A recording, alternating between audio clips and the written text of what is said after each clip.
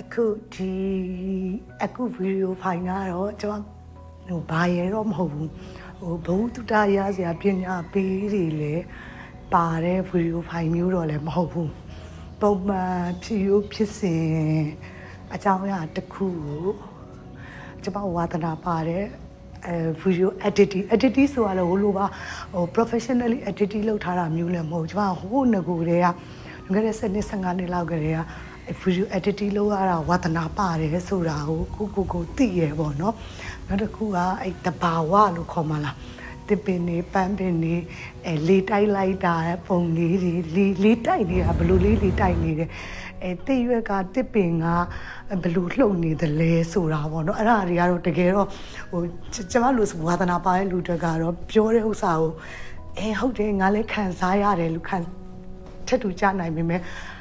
ဘာလဲမသိဘူးတိတ်လဲစိတ်ဝင်စားဘူးဆိုတဲ့သူအတွက်ကတော့ဒီအရာကိုကြော်သွားလိုက်တာပိုကောင်းတော့ဆိုနားထောင်ပြီးတော့ဟဲ့နင်ကလည်းဘာမှလည်းတိတ်ထူးထူးဆန်းဆန်းမဟုတ်ဖဲနဲ့လို့ဆိုတဲ့အတွေးပေါ့နော်ရပြီးတော့အချိန်ကုန်သွားမှဆိုလို့ပါစိတ်ဝင်စားတဲ့သူကတော့နားထောင်ကြည့်ပေါ့နော်ကျွန်မနဲ့ခင်မင်းနဲ့သူကျွန်မအကြောင်းကိုသိတဲ့သူ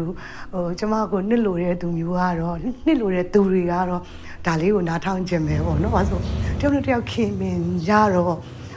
activity တွေကိုတွေ့မနေရရင်ပြောတဲ့စကားနားထောင်လိုက်ရရင်ကိုဒါနီးစက်တယ်ပေါ့နော်အဆက်အသွယ်မပြတ်ဘူးလို့ခံစားစေလို့မလို့ပေါ့ခုတလောကကျွန်မကFacebook ကိုနည်းနည်းအချိန်ကြီး Facebook သုံးတဲ့အချိန်တွေကို short ချင်တာလည်းပါတယ်နောက်တစ်ခုကအလုံးနည်းနည်းအာရုံစိုက်ရတဲ့အလုံးနှစ်ခုလောက်ကိုတပြိုင်နက်တည်းလုပ်နေရလဲပါတော့မတုံးအားတာလဲပါတယ်သုံးချင်စိတ်ကို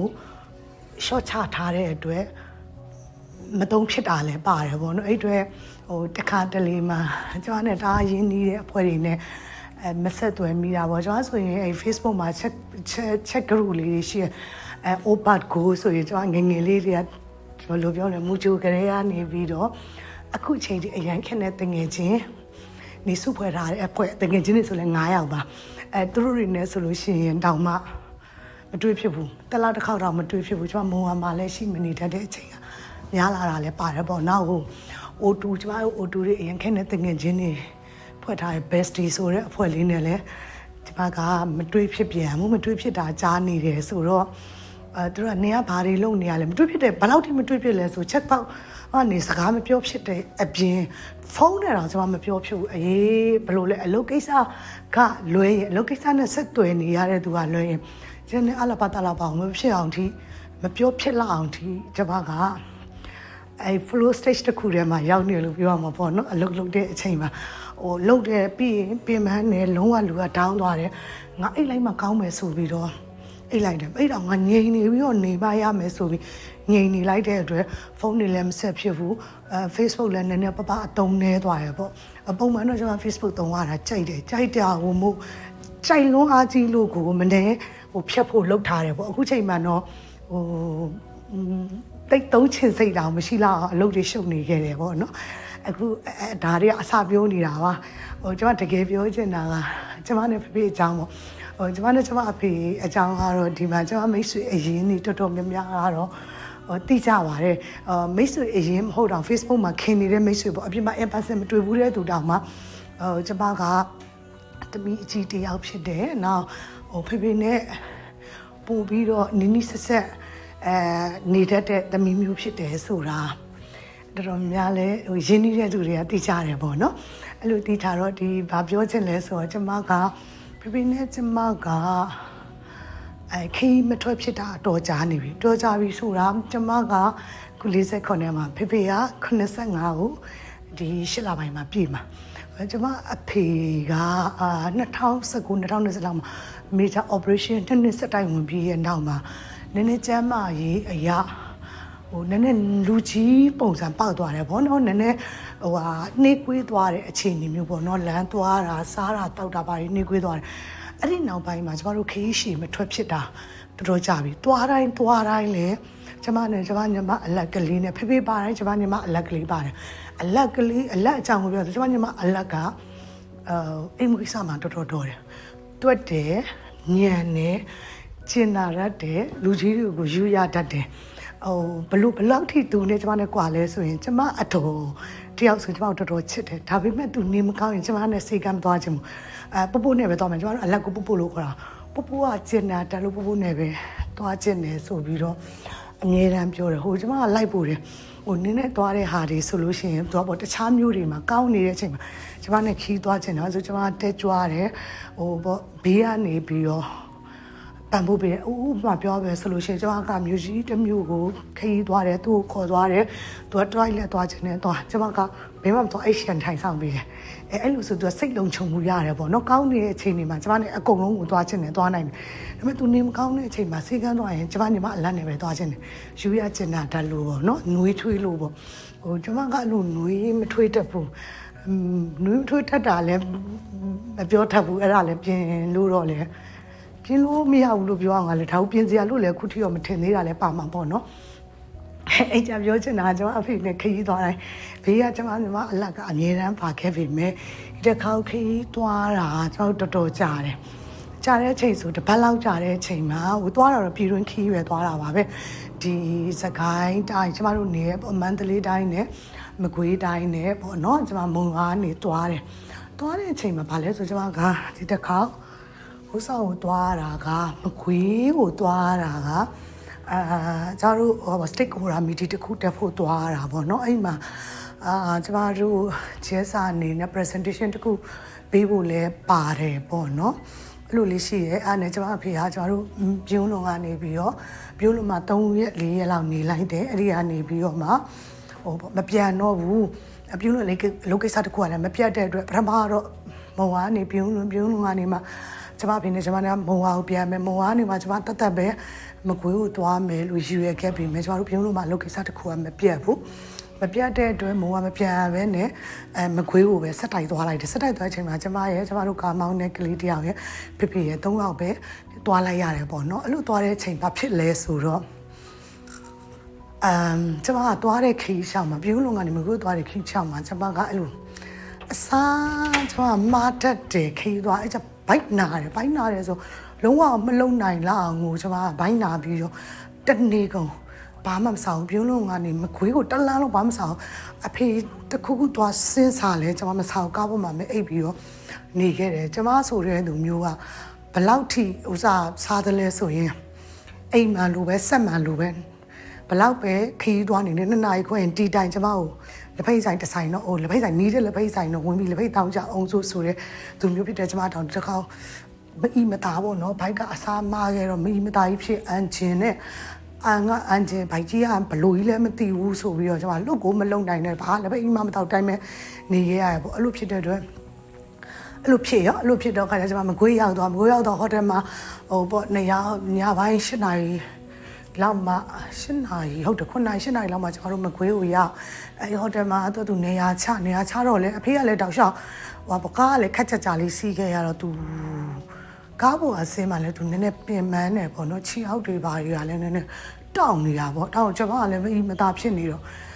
့တော်တော်စိတ်ညစ်တယ်ပေါ့နော်ဒုက္ခပဲဆိုတော့ကျွန်မအမတယောက်မှမပါဘူးပေါ့နော်ဒါကျွန်မပဲဂယူးဆိုင်ရတော့မယ်ခါတိုင်းလဲ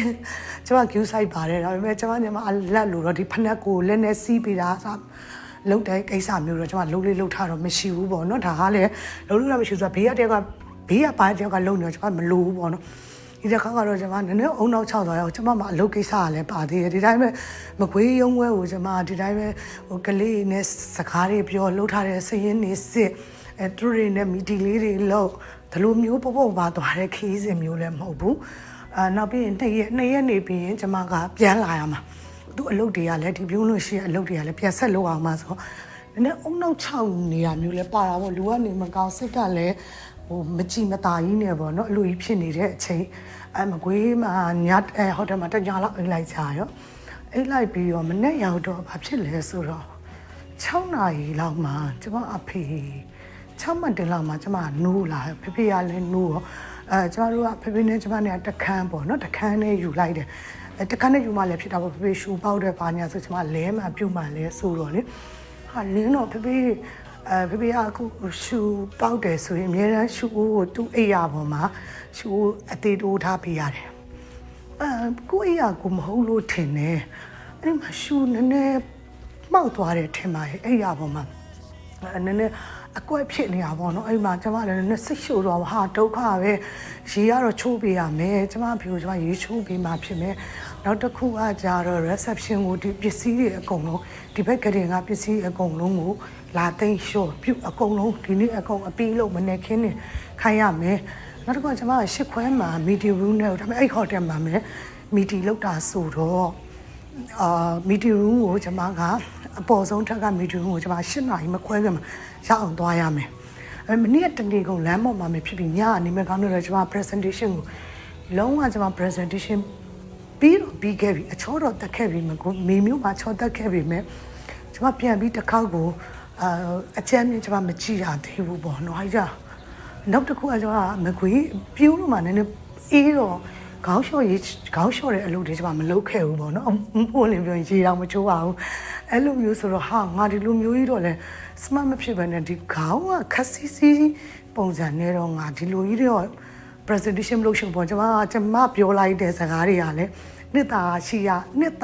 တဲ့စကားတွေဖြစ်စေခြင်းတလို့ကျမရဲ့ feature ရုပ်ရွေတွင်ပြင်လက္ခဏာလည်းsmart ဖြစ်ရမယ်ပေါ့နော်ဟိုအဲ့လိုမျိုးကျမအများအားတစ်လုံးအဲ့လိုပုံစံတွေးခဲ့တာပေါ့တိတက်တဲ့အရွယ်ကလေးဆိုတော့ကျမဟိုလူလဲလာရမယ်ဟိုပညာပိုင်းဆိုင်ရာမှာလည်းကျွမ်းကျင်နေရမယ်ကိုပိုင်းနဲ့ပတ်သက်ရင်ဒါမျိုးကိုကျမအများအားဖြစ်ချင်ခဲ့တဲ့သူဆိုတော့ presentation လည်းကျွန်မပြင်အောင်မှဒီကြည့်အောင်ခေါင်းတွေချိုးအောင်မှရေတွေချိုးအောင်ဖေလည်းရေချိုးပေးအောင်မှနောက်ပြီးရင်ကျွန်မကအောက်မှာဒိုင်းလေးမှာသွားစားအောင်မပြောဖေကလမ်းလျှောက်တဲ့ချိန်မှာတအားနေသွားတယ်သူများတွေ9မိနစ်နဲ့ပြီးရမယ်လမ်းတစ်လျှောက်ကိုဖေက15မိနစ်ကြာကိုလျှောက်တယ်အဲ့ချိန်မှာကျွန်မပြောဟာသွားလို့ကျွန်မတွန်းလို့မရဘူးလေအဲ့လိုတော့ကျွန်တော်နည်းနည်းတော့စိတ်တူပြီးတော့ဟာစိတ်တူတော့မတူသေးဘူးအဲ့ဒါစိတ်ပူရုံပဲပူသေးအဖေချိုးမယ်ဆိုအဖေကိုရေရင်ပြီးအောင်ချိုးပေးခေါင်းတွေလျှော့ခြင်းကျမဖေရဲ့အချင်းတစ်ခွက်ရေကိုတနားရီလောက်ချိုးတယ်ရေခွက်နဲ့ချိုးရင်ကျမဖေက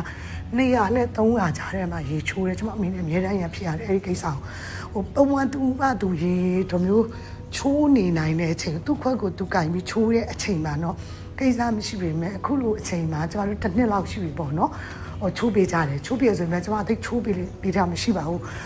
ကျမလည်းနည်းနည်းပြင်းတာလည်းပါတယ်နောက်ကျမအလွယ်ကြိုက်တော့အိမ်မှာရှာဝါတစ်ခုရေပန်းတစ်ခုကိုကျမဆင်ပေးထားတယ်ရေတွင်းမှလည်းရေချိုးကားနဲ့မဟုတ်ဘူးဒါပေမဲ့အားမရလို့တဲ့ကျမအဖေကလက်ခွက်နဲ့ပဲအမြဲတမ်းခတ်ချိုးရဒီမှာကျတော့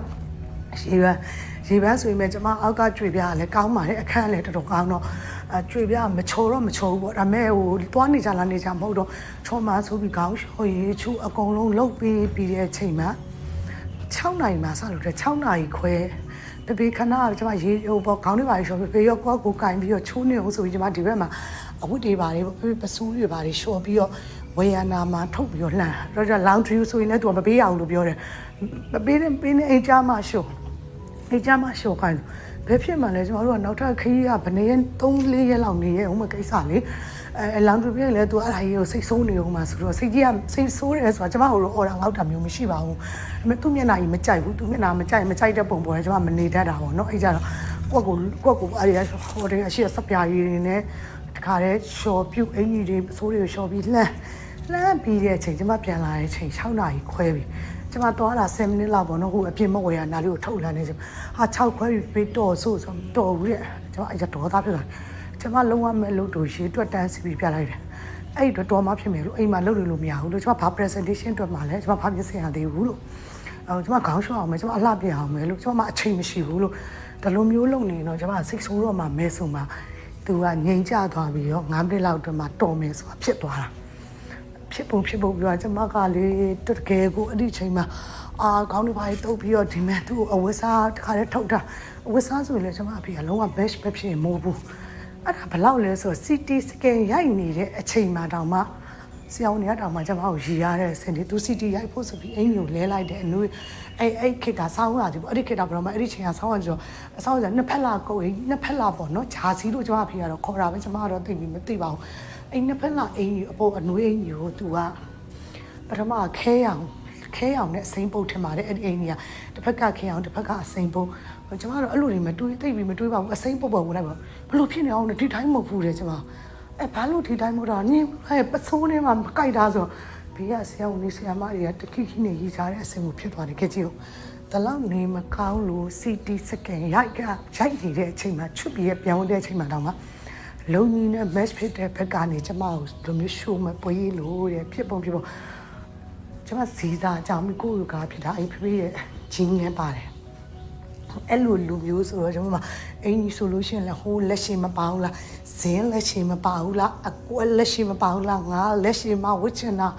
ဟာအဲ့လိုမျိုးနဲ့ကျွန်မအဲ့လက်ရှိနဲ့ပစိုးနဲ့ live ဖိုင်နေရတခါတည်းဝတ်ပြီးဒီမဲ့ခေါင်းလင်းစီဒီမှာငါကြတော့ဘာလဲရိုးအကုန်လုံးတန်းစီချပေးပြီးတော့ကျွန်မရေချိုးတာပြောခဲ့တယ်ဖေဖေသမီးရဲ့ကရင်ပေါ်မှာထိုင်လင်းရင်လေမှုရင်ဒီဟိုတယ်ကနေဆက်တီပေါ်မှာမဲထိုင်မှာဖေဖေရဲ့ကတင်မော်ကရှူးတွေမို့လို့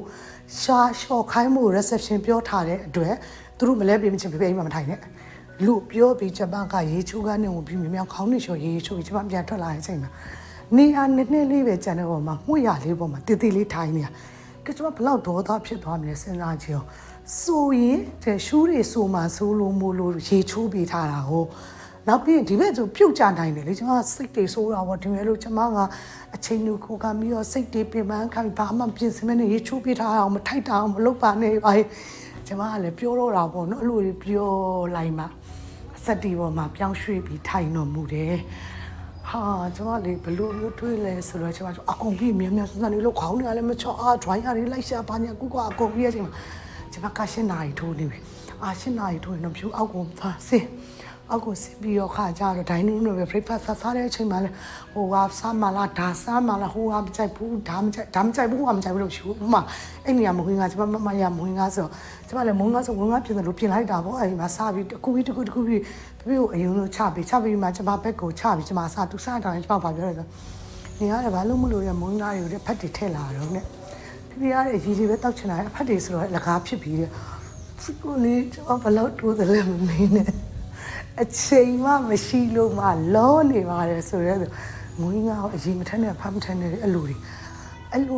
ကျွန်မမတွေးနိုင်သေးပါဘူးအဲ့မှာရထပ်လို့ချင်းလဲထိုက်ထက်ပေးမယ်ပေါ့နော်ကျွန်မအချိန်မရှိတော့လို့ပါဆိုအဲ့မှာဒိုင်းနီးထဲမှာကျွန်တော်တို့ဒီအဖွဲပေါ့ state holder တွေနဲ့လည်းနှုတ်ဆက်ရသေးရပေါ့နော်ဒါကျွန်မဖေဖေဘာညာပေါ့ကျွန်မတို့ ਨੇ Facebook မှာရင်းနှီးနေတဲ့လူတွေကတော့ကျွန်မဖေဖေဆိုတာသိတယ်ပေါ့နော်အဲ့ဒါတို့လည်းခုမှတွေ့ပြီးနှုတ်ဆက်ကြတဲ့စကားတွေပြောပြီးသွားတယ်ကျွန်မနည်းနည်းတော့စိတ်လောတာပေါ့ကျွန်မရဲ့ presentation မပြင်ရသေးတဲ့ခိုင်စားအမေကျွန်မရှူပြီးသွားပါတယ်အဲ့ဒီနေ့ကလည်းပြီးသွားရပါတော့နော်ပြောရမယ်ဆိုရင်တနေ့ကုန်သွားတယ်ကျွန်မ10မိနစ်ခင်းလုံးမဲ့ stress တွေ tension တွေများပြီးသွားပြီရကျွန်မရဲ့အလဲပြီးရ3နာရီလောက်နေ့လည်း3နာရီလောက်ချင်းကျွန်မစိတ်ကအေးသွားချင်းကျွန်မဘာတွေးမိလဲဆိုလို့ဒါကြောင့်မို့လို့ဟိုပေါ့နော်ကျမကကြတော့အခုကအဖေနဲ့သွားတာပေါ့နော်အဖေဆိုအသက်ကြီးတဲ့အဖေနဲ့သွားတာပေါ့တခြားလူတွေအလုပ်ကောင်းလုပ်နိုင်ဖို့ဆိုလို့ရှိရင်လို့ကျမဘာတွေးလဲဆိုခလေးလေးတွေရဲ့အမေတွေကအလုံးလုံးဖို့တော်တော်ခင်းနေဆိုတာဟုတ်မှန်လို့ကျမဆိုလို့ရှင်ဒါကျမအဖေเนาะကျမအဖေဆိုတောင်ကျမကကလေးလေးတွေအမေနဲ့ကိုပြန်တွေ့လာကျမအဖေကိုကျမတော်တော်ကိုဂရုစိုက်ရချင်ကျမမနေ့ကတော်တော်ပြာသွားတာပဲလို့တော့စိတ်ပင်မလူပင်မနဲ့ဒါပဲကျမလုံနိုင်နေတာပဲဆိုပြီး3နာရီခွဲလောက်စိတ်ဒုံချနိုင်တယ်နောက်ပြီးဘာဆက်တွေးလဲဆိုတော့ညနေစာဘာစားမလဲဘာညာလို့နောက်ရက်မနေ့ကြာလဲဖေဖေကသူရေချိုးမယ်အဲ့ချိန်မှာကျမကတည်သွားရေးကျမနည်းနည်းစနစ်ကိုကျမကနည်းနည်းချနိုင်သွားတယ်ဟုတ်ပြီကျမအရင်ရေချိုးမယ်ကျမရေချိုးပြီးတဲ့အချိန်ကြာမှကျမဖေကိုနှုတ်ပြီးရေချိုးခိုင်းမယ်ကျမဖေရေချိုးရင်အများတန်း45မိနစ်တနာရီကြာတော့ကျမ6ခွဲပြီးရဆိုရင်သူ့ကိုနှုတ်ပြီးသူရေချိုးနေတဲ့အချိန်အဲ့ချိန်တော့ကျမဒီဟာလည်းမချော်တော့ဆိုဒီဟာကိုဒီလိုကိုင်းဒါကိုဒီလိုဆက်ပြရေးကျမရဲ့ဆက်ပြရေးဘူးကဒီမယ်နော်အဲ့ကျမဆက်ပြရေးဘူးကိုဒီမှာထားမယ်ဒီကပေးတဲ့ဆက်ပြခဲလက်တိုင်းဘူးဒါတွေအကုန်စင်ကျင်ပြီးတဲ့အချိန်ကြတော့ကျမကစိတ်မပူတော့ဒီနေရာဒီလိုလုပ်ရင်မချောနိုင်ဘူးဆိုတာသိသွားပြီကျမအဖေကလည်းအဲ့လိုကတော့သူသိပါတယ်တစ်ခါလောက်သွားလိုက်ပြီဆိုရင်ဘယ်လိုလုပ်ရင်သူအနေကင်းနဲ့လုံနိုင်မလဲဆိုတာသိသွားတယ်ပေါ့နော်အဖေကိုချိုးမယ်စပျာတိုင်းချိန်မှာသွားကြိုက်ပြီပဲအဖေချိုးနေချိန်မှာကျမမိတ်ကပ်တွေပါတွေပြင်ဆင်နေပေါ့နော်အဲ့လိုနဲ့ကိုပလန်တခြားဖြစ်သွားတော့မှကျမပေါ့ ဒါလို့ဆိုလို့ရှိရင်တော့ပေါ့နောက်ဟာတွေဆိုရင်ကျမအဖေကိုကျမခေါ်သွားလို့ရတယ်ပေါ့နောက်တစ်ခုကဘာလဲဆိုအဖေကအိမ်မှာဆိုလို့ရှိရင်တိတ်ပြီးတော့ဘလို့လဲညောင်းတောင်းနဲ့တိတ်ပြီးမကောင်းသလိုဖြစ်ပေမဲ့အခုခရီးသွားတဲ့9ရက်နဲ့9ရက်အတွင်းမှာတော်တော်လဲဆက်ဆက်ပဲဆိုတော့သူခရီးသွားတာကြိုက်တယ်ဆိုတာကိုသိတယ်ကျမလည်းနည်းနည်းစိတ်ပင်ပန်းပေမဲ့ကျမစိတ်ပင်ပန်းနေဒါပေမဲ့ကျမလောက်ရမယ့်အလုပ်ကိုလည်းချောချောမွေ့လုပ်နိုင်ခဲ့တဲ့အတွက်ဘာဖယ်လီရောမှမဖြစ်ဘူးဆိုတော့နောက်တစ်ခါကျမအဖေကိုကျမခေါ်သွားလို့ရတယ်ဆိုတာတွေးမိတယ်နောက်တစ်ခါပေါ့နော်နောက်ရက်တည်းကျအေးဆေးဖြစ်သွားတယ်ညပိုင်းမှာကျမအဖေနဲ့ကျမနဲ့စကားပြောတယ်ပေါ့ကျမတို့အကြောင်းပြောတယ်ကျမနဲ့ဆက်ကကလေးတွေရုံးကကလေးတွေအကြောင်းပြောတယ်ဟိုလူတွေရဲ့အကြောင်းပြောတယ်ရှေးတုန်းကအကြောင်းတွေပြောတော့ကျမတွေးတာပေါ့နော်ဟိုပေါ့ကျမကလို့ဟို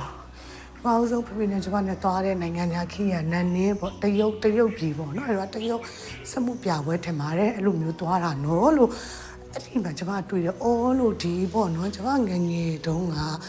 ကျမအဖေကနိုင်ငံသားတွေကိုကျမကိုခေါ်သွားခဲ့တယ်ကျမစားချင်တဲ့အစားအသောက်တွေကျွေးကျမအဲ့ဒီလိုတခြားနိုင်ငံတွေကဟိုတယ်တွေအစားအသောက်တွေဆိုသိစားချင်တာစားပူကြည့်ချင်တာကြိုက်လဲကြိုက်တတ်ပါတယ်တခါမှကျမကလေဖေချိုးနေလို့မလို့မစားလိုက်ရတော့တအားစိတ်တွေတူတာလေသိလားဒိုင်းကြီးကလည်းပိတ်သွားနေမှာပေါ့နော်မနေ့ breakfast ချင်းကပိတ်သွားဖေချိုးတော့ကျမအောက်ဆောင်တော့ကျမဖေလေဈေးချင်းကြီးပြီးချင်းညစားကိုအဲ့ဒီဟိုတယ်မှာပဲကျမဝယ်ကျွေးတာကိုကျမမှတ်မိနေတာဖေအဲ့ဒါကိုမှတ်မိလားဆိုတော့မှတ်မိတယ်တဲ့အဲ့ဒါလည်းအိန္ဒိယမှာအဲ့ဒါတော့အိန္ဒိယမှာတရုတ်မှာတော့မဟုတ်အဲ့ဒါအိန္ဒိယမှာကျမမမိဟာလေအမ်ဒါပတ်လာကျွန်မမျိုးနာမည်တော့မေ့သွားပြီပေါ့နော်အဲ့ကဟိုကျွန်မခန့်ငယ်ငယ်တုန်းကတော့ဒီအာရှနိုင်ငံလေးတွေမှာအာရှနိုင်ငံကြီးတွေပါပဲတရုတ်တို့အိန္ဒိယတို့မှာကျွန်မအဖေနဲ့ business trip တွေကို like တယ်မိန်းကလေးတယောက်ပဲကျွန်မပါပြီကျွန်မပထမပွဲပြီးတဲ့အချိန်မှာအဲ့လိုမျိုးလေးတွေကျွန်မအဖေကခေါ်သွားတယ်ခေါ်သွားတော့အော်ဘောဖေကအဲ့တုန်းကကျွန်မဟိုဒီလိုမျိုးတွေပြုစုပြို့ထောင်နေတယ်အခုချိန်ဖေအသက်ကြီးတဲ့အချိန်မှာကျမကသူစိတ်ပျော်အောင်စိတ်လန်းအောင်တော့ကျမနည်းနည်းစိတ်ရှုပ်ခံပြီးတော့လွတ်ပေးရမှာမဲလို့တွေးမိတာပေါ့လေဒါပေမဲ့ကျမနောက်တစ်ခေါက်သွားဖို့တော့အဲ့ဒါပဲနောက်တစ်ခေါက်သွားဖို့လဲစီစဉ်လဲရှိရသွားလဲသွားအောင်ပါပလန်ကောင်းတော့ထည့်အောင်ပေါ့နော်ကျမအဖေနဲ့သွားရင်ကျွန်တော်ကအများကြီးစားတာလုံးဝစားနိုင်ချက်ကတော့အရင်ဟောစရာကောင်းတယ်သူကအပြင်စားတွေတိတ်ကြိုက်တာတရုတ်စားတိတ်ကြိုက်တာဆိုတော့အများကြီးစားတယ်အများကြီးစားပြီးရင်အသက်အရွယ်ရသူဝမ်းချုပ်တတ်တော့ကျွန်တော်တို့ကအဖေနဲ့တော့တစ်ဝမ်းပြောစည်းဆောင်ရမယ်ဆောင်လဲဆောင်ပါတယ်ရောက်တဲ့နေရာဝမ်းပြောစည်းတွေဝယ်ရတာပေါ့နော်အဗိုလေးဆိုတော့နှစ်ကကြတော့ကျွန်တော်တို့ဓာတ်မှာဟိုစီချိုတမားရောတွေးတိုးရောနဲ့ကိုက်နေတဲ့ဓာတ်စားမျိုးကျွန်တော်တို့ဆောင်ရမယ်နောက်ကကြတော့ဟိုဗာလဲဂလူဆာနာဘာရဲ့ပို့စကြစိမ်ဖြစ်အောင်လုပ်တယ်ပေါ့အဖေဆောင်နိုင်ပြီမဲ့ကျွန်မကဟိုဥပုံဆောင်တဲ့နေမျိုးတွေနောက်ရက်မနေ့လိုမျိုးဟာကိုbreakfast ကိုထမင်းပြအဲ့ဒါလေးပါကျွန်မတွဲတိုက်ချင်တာနောက်တစ်ခုကငှက်တိုက်ကျွန်မအဲ့လိုတွေးထားတယ်အဲဒါဆိုကျွန်မအဖေနဲ့ခီးသွားရင်ကျွန်မဒီပစ္စည်းတွေကိုကျွန်မထည့်ရမယ်နောက်တစ်ခုကကျွန်မကအေးပေါ့နော်အဲ့ဒါတော့ကျွန်မတို့မှာအကူမရှိတာပေါ့အကူဆိုတာကကြတော့ဘယ်ကျွန်မကိုယ်လိုကားတွေလုတ်ပြီးပြီမဲ့ကျွန်မဖေချင်တတ်တယ်ပြီးတော့အနေမခက်ဘူးပေါ့ဒီဇိမ်းမိန်းကလေးတွေကြတော့လေကျွန်မအားနာလုံးမခိုင်းချင်ဘူးပေါ့နော်ကျွန်မအဖေကလည်းလုတ်တာကိုသူများဟိုကြအားနာတယ်ပေါ့မောင်လေးတွေကြတော့မောင်လေးတွေကတော့အဆင်ပြေပါတယ်ကားမောင်လေးမောင်လေး2ယောက်ရှိတဲ့ထဲမှာ1ယောက်ကတော့ဟိုသူကဟိုပေါ့ရှိလဲရှိတယ်ကားမောင်လေးနေရာမှာတော်တယ်ဒီကျမတို့မိုးကမန္တလေးလမ်းမှာဂိတ်ပေါင်းများစွာကိုသူဘယ်လိုချုံးမှုအောင်ဖျက်ရမလဲဆိုတာသိတယ်ဒါပေမဲ့သူကဖေးပေါ်ကိုတော့တိတ်ပြီးတော့ခ ्यू တစ်စိုက်မလုပ်တတ်ဘူးနောက်ဒုတိယတစ်ယောက်ကကြတော့ကျမ2019ကျမစီမကားမောင်နဲ့မောင်လေးကကြတော့ကြောက်တတ်တဲ့ဂိတ်တွေကိုသူမဖြတ်တတ်ဘူးမပြောတတ်ဘူးကြောက်တတ်တယ်ကျမအဖေကိုသူကအကုန်ခြေစုပ်လက်နဲ့လုပ်ပေးနိုင်တာဆိုတော့ဒီကလေး2ယောက်ကိုကျမ2ယောက်စလုံးတော့ခေါ်ခဲ့အဆင်ပြေသေးတယ်တောင်တွေးမိသွားတယ်တယောက်ကဂယူဆိုင်ပေါ့နော်တယောက်ကကားမောင်းပေါ့နော်ညှိပေါ့နော်အဲ့လိုလေးတောင်ကျမတွေးမိတယ်အဖေသွားခြင်းနဲ့နေရတယ်85ဆိုတော့အဲ့85လောက်10နှစ်လောက်ထိရောကျမလည်းတောက်လျှောက်တွေလျှောက်သွားသူလည်းတောက်လျှောက်ခေါ်ဒါပေမဲ့ကျမဒီဘက်ကအရင်အရေးကြီးတဲ့စီဝါရေးကိစ္စဆိုရင်တော့လေကျမခေါ်လို့တော့မဖြစ်နိုင်ဘူးပေါ့ဒါပေမဲ့တနေ့ကုန်တွေးရတာတညလုံးတွေးရတာရှိရမနေ့ပိုင်းစိတ်အေးဖို့လိုရပေါ့ဟိုပေါ့ stakeholder meeting မျိုးလေးတွေပုံမှန်စီဝါရေးကျမဟိုဘက်ဒီဘက်ပေါ့ဟိုဘက်ဒီဘက်ဆိုတာဒီလိုကယုံဝဲလေးတွေလိုက်စစ်တဲ့ကိစ္စမျိုးလေးဆိုတော့ခေါ်လို့ရတယ်သူပို့ပြီးတော့အသက်ရှည်ကျန်းမာစေတဲ့လီလန်နဲ့တခုလို့ ကျမထင်တယ်ပေါ့နော်အဲ့ဒါလေးကိုကျမကပြောပြချင်တာကျမလိုသမီးကြီးတွေရှိခဲ့ရင်လေကျမကတော့နည်းနည်းစိတ်နည်းနည်းစဖြစ်တတ်တယ်ပေါ့နော်စိတ်နည်းနည်းမြန်စိတ်နည်းနည်းရှုပ်တတ်တဲ့သူမို့လို့လေဒါကြီးကကျမတို့ပြောစရာဖြစ်ပေမဲ့အေးစီအမြဲတမ်းအိမ်မှုကိစ္စတွေကိုတတိချာချာစနစ်ကျလုပ်တတ်တဲ့မျိုးသမီးတွေအတွက်ကတော့ဒါအရေးကြီးတဲ့ကိစ္စမျိုးတော့ဟုတ်မှာမဟုတ်ဘူးပေါ့နော်ကျမအတွက်ကတော့ဒါကြီးကအမှတ်တရလည်းဖြစ်တယ်ပြန်ပြောချင်စရာကြီးလည်းဖြစ်လို့ဒီဟာလေးကိုကျမကပြောချင်တာပေါ့နော်နောက်ပြီးရင်လည်းကျမ